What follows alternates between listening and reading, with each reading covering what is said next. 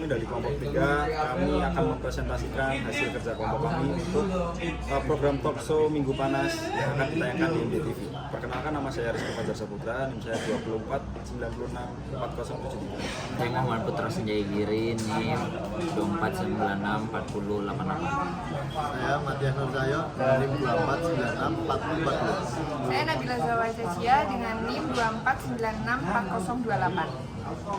Jadi kita akan mempresentasikan proposal televisi dengan program judul Minggu Panas.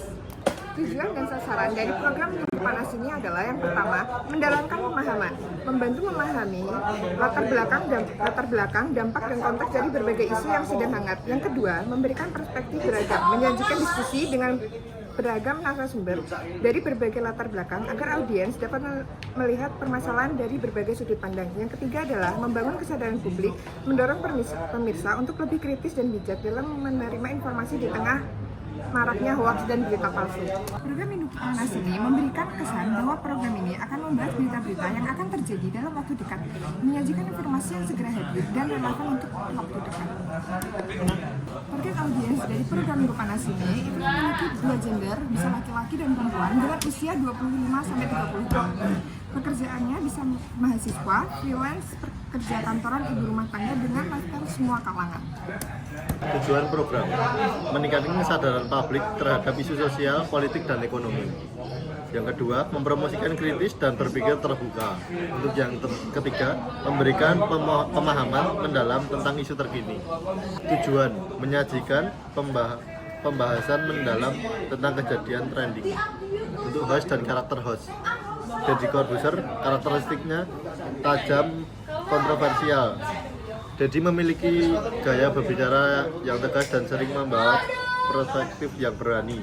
Ini cocok untuk membahas kejadian-kejadian trending yang terkadang memicu perdebatan atau kontroversi.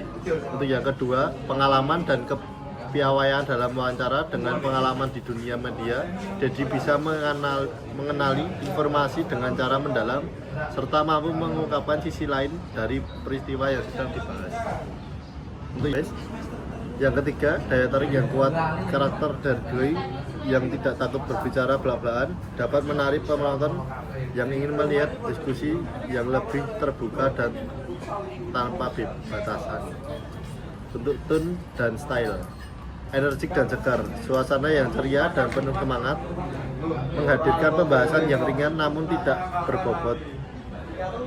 berbobot. Karakteristik kritis, objektif, memberikan analisis tajam dan perspektif yang beragam tentang kejadian trending, terutama jika ada isu sosial atau kontroversial. Struktur program. Segmen 1 membantu pemirsa memahami latar belakang, dampak, dan konteks dari berbagai isu yang sedang ramai.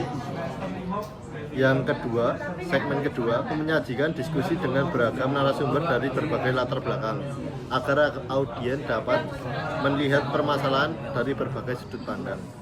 Untuk segmen yang ketiga, mendorong pemirsa untuk lebih kritis dan bijak dalam menerima informasi di tengah maraknya hoaks dan berita palsu. Untuk segmen yang keempat, menyajikan diskusi dengan berbagai narasumber dari berbagai latar belakang agar audiens dapat melihat permasalahan dari berbagai sudut pandang.